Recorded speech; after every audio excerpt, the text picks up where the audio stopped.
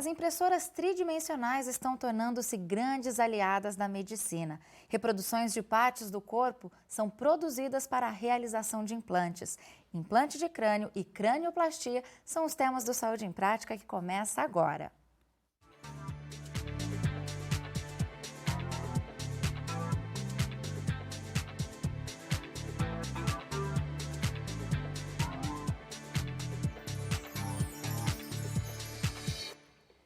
Para falar com a gente sobre o implante de crânio e a cranioplastia, nós recebemos aqui o cirurgião plástico e professor da Faculdade de Medicina da Unesp de Botucatu, o Dr. Aristides Palhares. É um prazer recebê-lo no Saúde em Prática. O prazer é todo meu. Bom, recentemente, o Hospital das Clínicas da Faculdade de Medicina da Unesp de Botucatu realizou um implante de crânio em um menino de 6 anos. Esse feito foi possível graças ao apoio do Centro Avançado de Desenvolvimento de Produtos da Faculdade de Arquitetura, Artes e Comunicação da Unesp de Bauru, que produziu esse implante, né? Agora, doutor, eu queria que você contasse pra gente, porque não é a primeira vez que se realiza um implante de crânio com o auxílio de uma impressora tridimensional, né? Não é a primeira vez, mas essa é a primeira vez que os recursos da Unesp são utilizados para resolver um problema grave, um problema difícil para um paciente. Apesar de não ser inédito, para a gente é uma grande satisfação de ver dentro da nossa universidade áreas bastante diferentes do conhecimento trabalhando juntos para resolver um problema difícil. Eu acho que é importante também a gente dizer que é um grande feito, mas que ainda está em fase experimental, mas Sim. que já está acontecendo, já está rendendo bons frutos, né? Sem dúvida nenhuma. Nós estamos trabalhando, estamos estudando essa questão, estamos buscando soluções usando tecnologias novas. E, sem dúvida, estamos num caminho muito promissor. Que bacana. Agora, doutora Aristides, queria que você contasse para a gente como é que aconteceu, como se deu essa parceria entre a Unesp de Botucatu e o Centro Avançado de Desenvolvimento de Produtos da FAAC aqui de Bauru. Como é que se deu essa junção para realizar esse feito tão importante? Tudo começou há cerca de uns 5 anos atrás, quando o professor Osmar nos procurou com uma ideia de desenvolver um centro que pudesse fazer produtos a partir de imagens, a partir de estruturas virtuais. E nós gostamos muito da ideia e de início já mandamos um projeto para fazer exatamente esse tipo de tratamento. Naquela época nós não tínhamos nenhum recurso dentro da universidade ainda para desenvolver isso. Mas ele continuou trabalhando, conseguiu toda a verba necessária, montou o instituto e recentemente, lembrando dessa parceria, eu o procurei perguntando como é que estavam as coisas. E ele disse que já tinham condições para começar. E é legal também a gente dizer que é um laboratório com o pessoal da área de design, né? Exatamente, o pessoal de uma área técnica, de uma área que tem tudo a ver com a arte, tem tudo a ver com a matemática, com a computação. Sim. De repente extremamente empolgado, motivado, trabalhando de uma forma muito bonita de se ver, para resolver problemas na área de medicina, de ciências biológicas. Coisa muito gostosa. Que incrível. Bom, então a gente aproveita agora para conhecer o local que deu vida a este implante, o CADEP. Vamos conferir.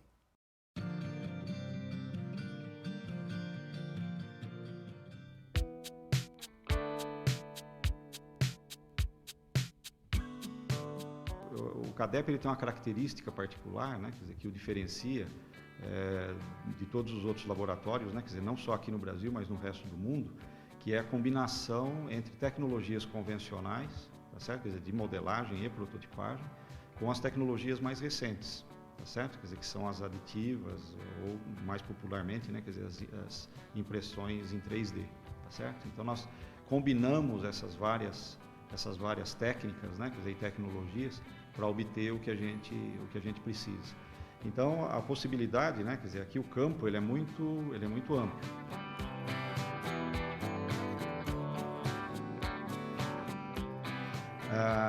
O trabalho foi relativamente rápido, né? Quer dizer, esse primeiro, onde nós obtivemos o implante definitivo em acrílico, no total nós levamos uma semana, tá certo? Quer dizer, 2 dias aproximadamente para produzir o implante definitivo, cerca de 4 dias para fazer a transposição do arquivo dos dados da tomografia computadorizada, foi de onde nós partimos, né? Eles só tinham a tomografia computadorizada do paciente, então foi isso que nós fizemos, né? A gente, no primeiro momento, converteu os dados da tomografia para uma linguagem que nós pudéssemos, né, quer dizer, trabalhar, Depois ele foi para um segundo software, onde nós editamos esse software, né? Quer dizer, nós fizemos um espelhamento do lado bom da cabeça, tá certo? Que um lado está intacto, né? Quer dizer, então nós usamos o lado que está bom da cabeça e fizemos um espelhamento para o lado em que está faltando, né? Quer dizer, a parte da massa óssea.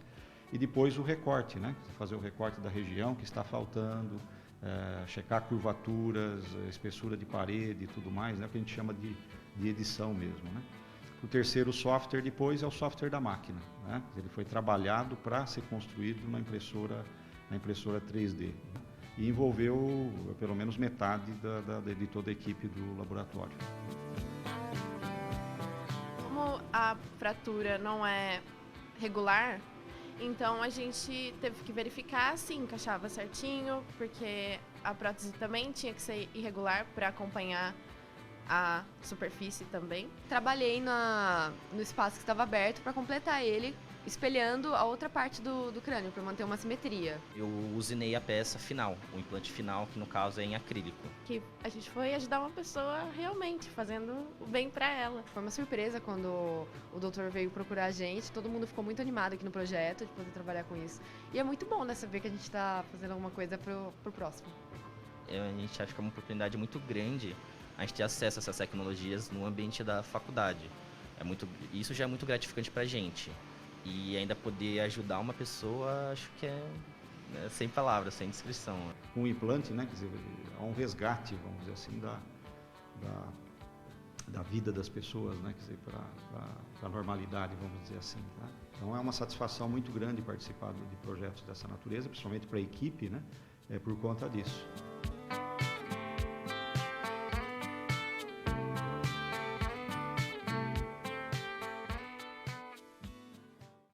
Muito legal o trabalho aí do pessoal do CADEP. Eu quero aproveitar, é claro, parabenizar a todos que em especial trabalharam aí nesse projeto do implante.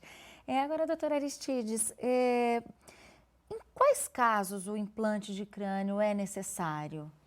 Especificamente falando na área do crânio, ele é necessário quando a gente tem perdas ósseas de grande dimensão.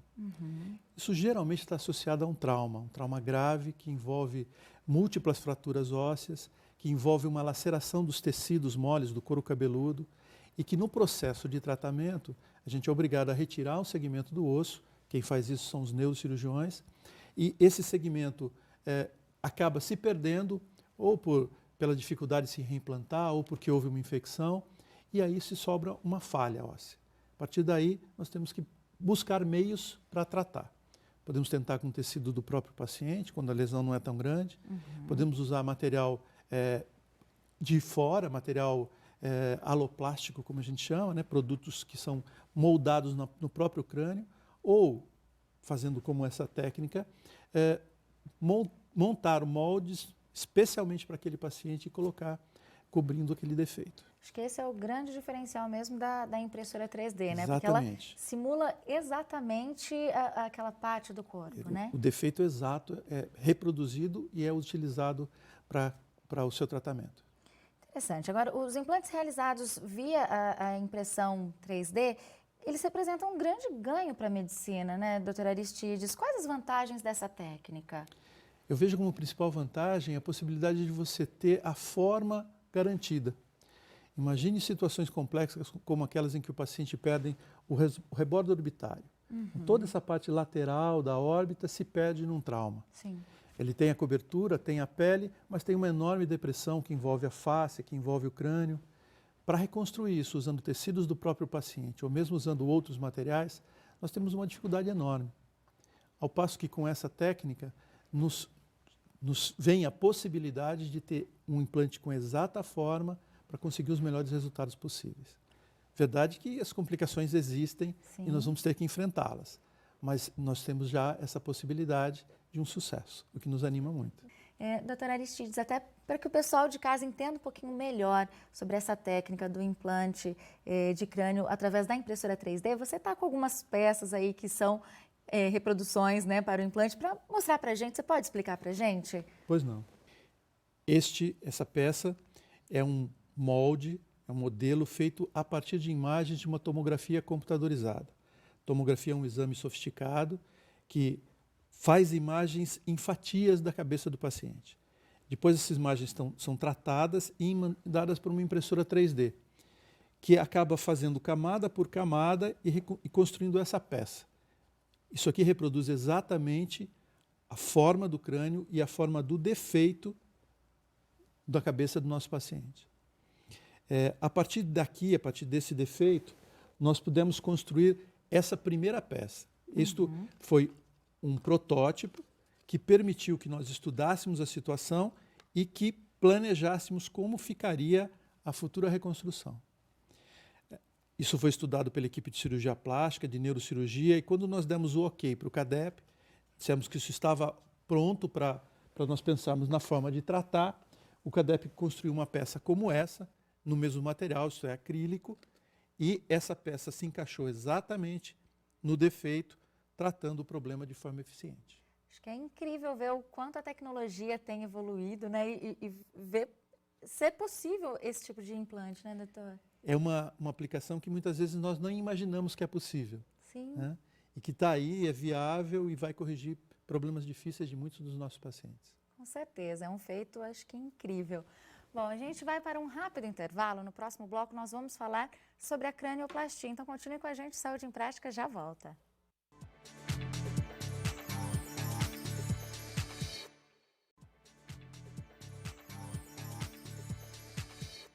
Saúde em Prática está de volta, hoje falando sobre implante de crânio e cranioplastia.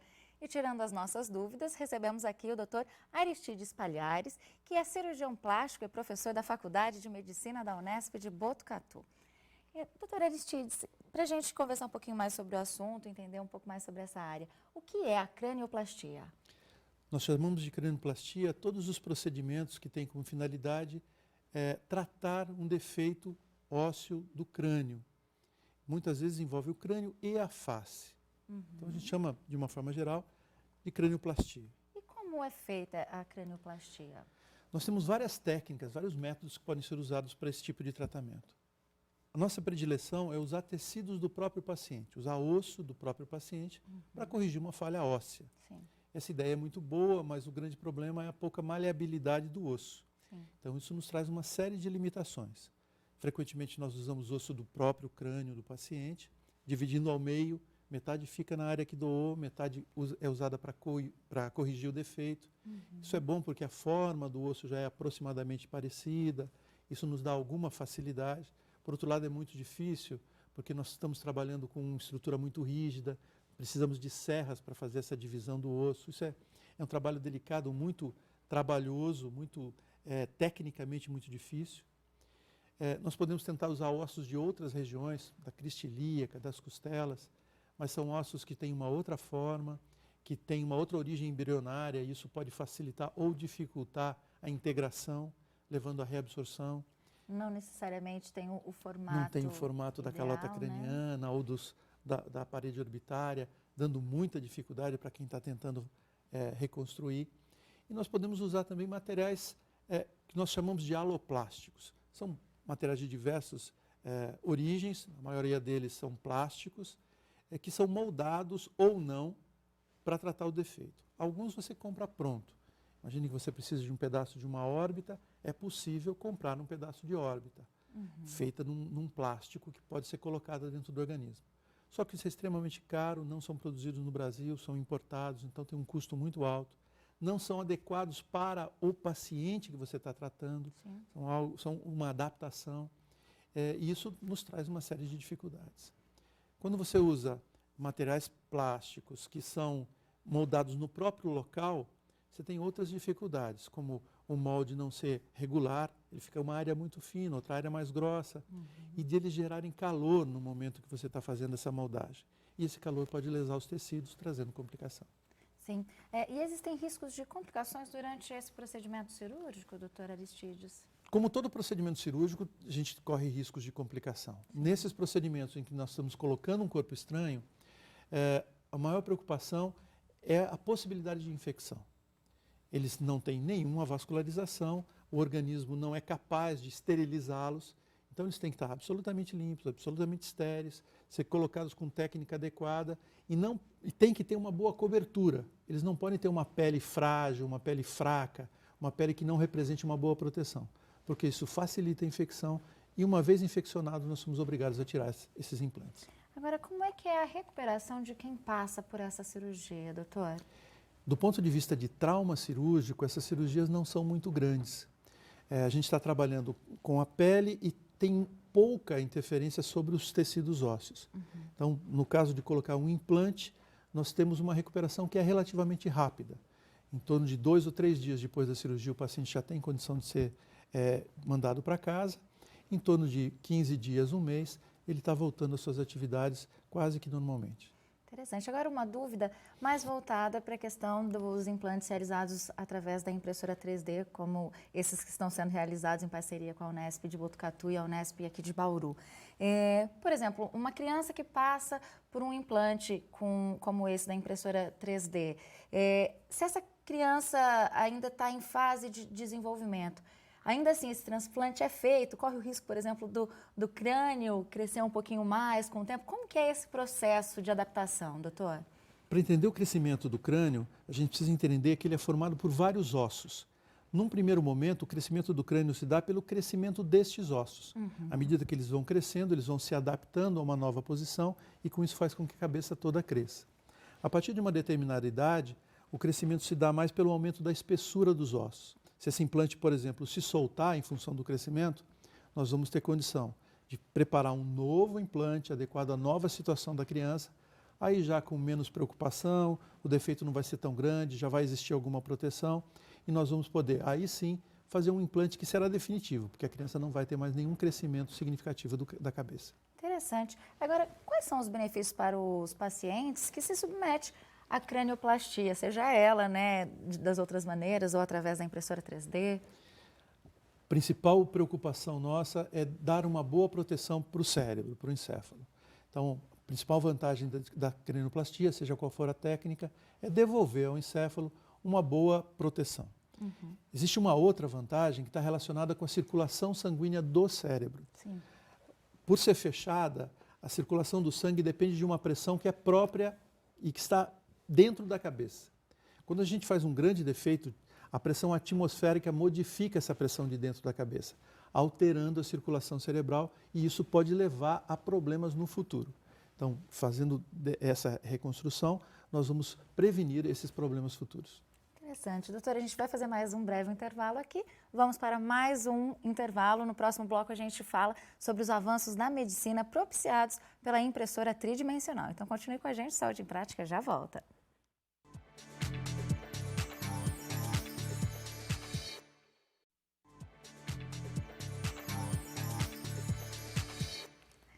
Voltamos com Saúde em Prática, hoje falando sobre implante de crânio e cranioplastia. Aqui conosco está o cirurgião plástico e professor da Faculdade de Medicina da Unesp de Botucatu, o doutor Aristides Palhares. E a gente está aqui falando durante o programa, doutor, sobre esses implantes, né, de crânio, sobre essas vantagens tecnológicas de ter um implante feito especificamente para essa parte do corpo, feito pela impressora 3D. E eu queria saber se existem outras partes do corpo que podem ser reproduzidas pela impressora 3D. Podem sim. Na verdade, qualquer parte do corpo pode ser reproduzida por elas. Elas trabalham com qualquer tipo de imagem. Nós podemos usar, por exemplo, para planejar uma cirurgia. Se faria um modelo semelhante a esse, com o paciente que nós precisamos estudar, e usaríamos esse modelo para estudar qual a melhor técnica para resolver um determinado problema. Nós poderíamos estar fazendo implantes que reconstruíssem, por exemplo, a órbita ou grandes defeitos da região do terço médio da face. Então, existe uma grande possibilidade de uso, inclusive na área de ensino. Nós podemos fazer traqueias, nós podemos fazer estruturas que podem ser utilizadas para os alunos entenderem como é que é a anatomia daquela região, como é que são feitas as cirurgias naquelas regiões. Então, tem uma aplicação muito grande. Legal. Agora, além das próteses, quais outros segmentos da medicina podem ser beneficiados por essa técnica? Você acabou de dizer mais um, né? A educação, por exemplo. A educação, por exemplo, seria um deles. Existem, na verdade, esse é um campo em aberto. Tem muitas sendo descoberto, tem muitas desvendado, né? aplicações que podem ser feitas. Na área da cirurgia plástica, realmente, o segmento do crânio é o que mais traz possibilidades de uso, né? Principalmente nas reconstruções da órbita, nas reconstruções da região frontal, nas reconstruções do crânio. Legal. Agora, além do Hospital das Clínicas da Unesp de Botucatu, existem outros centros médicos no Brasil que já trabalham com a tecnologia da impressão 3D para essas cirurgias ou para outros procedimentos? Na área da saúde, eu tenho conhecimento da Unicamp, que tem uma estrutura muito boa e que já teve a oportunidade de realizar um implante utilizando um metal, utilizando o titânio para reconstruir um defeito de crânio e face. Mas eu não conheço no Brasil outros centros que estejam aplicando essa técnica. Como a gente disse no começo do programa, né, ainda está em etapa experimental, de pesquisa, né, esse procedimento. Então, eu queria que o doutor nos dissesse o que é necessário para que essa técnica realmente seja mais difundida, mais utilizada, mais acessível. Né? A primeira dificuldade está em ter centros capazes de produzir esses materiais. Sim. Isso envolve uma tecnologia sofisticada, equipamentos caros. Então, a primeira coisa é ter esses centros capazes de produzir. Depois, nós precisamos provar que esse material realmente ele é eficiente e nós vamos ter segurança na aplicação. Por isso, nós já utilizamos materiais que são consagrados, materiais que a gente já utiliza há muitos anos. Mas nós precisamos provar que com essa tecnologia eles continuam seguros. E a partir daí nós vamos precisar de financiamento, né? De início, nós pretendemos usar financiamentos através das agências que financiam pesquisa, mas passada essa fase da pesquisa, nós esperamos conseguir sensibilizar as autoridades da saúde para que nos financiem, para que isso se torne um tratamento rotineiro. Com certeza. Agora, o Hospital das Clínicas da Unesp de Botucatu, ele tem uma lista de espera para que as pessoas possam passar por esse procedimento de cranioplastia? Como que é? As pessoas que estão vendo, né, esse programa e, de repente, tem algum caso aí parecido que gostaria de cuidar? Nós temos, sim. Nós temos vários pacientes que foram vítimas de trauma, que tiveram complicações após esse trauma, que têm grandes perdas ósseas na região temporal, na região frontal, na região parietal, e que nós temos grande dificuldade em tratar pelas técnicas convencionais, ou até que já tiveram complicações dos tratamentos de técnicas convencionais e que estão aguardando a oportunidade de fazer esse tipo de cirurgia. De início, nós vamos tentar conseguir um fomento para que elas sejam operadas ainda num projeto de pesquisa e, no futuro, os próximos pacientes que nos forem enviados ou que nós enfrentemos problemas dentro do nosso próprio HC, nós pretendemos que o sistema de saúde tenha condições de arcar com esse custo. Nossa, muito bacana o tema de hoje. A gente já está chegando aqui ao final do programa, doutora Aristides, mas eu quero agradecer imensamente a sua disponibilidade, sua presença e desejar muita sorte e sucesso, porque acho que é um trabalho incrível que vocês estão realizando, então desejo muito sucesso para vocês. Obrigada pela sua presença, viu? Eu que agradeço a oportunidade de vir mostrar um pouco daquilo que a gente tem feito lá na Faculdade de Medicina. Prazer é nosso. Bom, você de casa já sabe, né, que você pode rever este programa e todos os já exibidos em nosso site e eu espero te encontrar na próxima semana. Então, até lá. Tchau, tchau.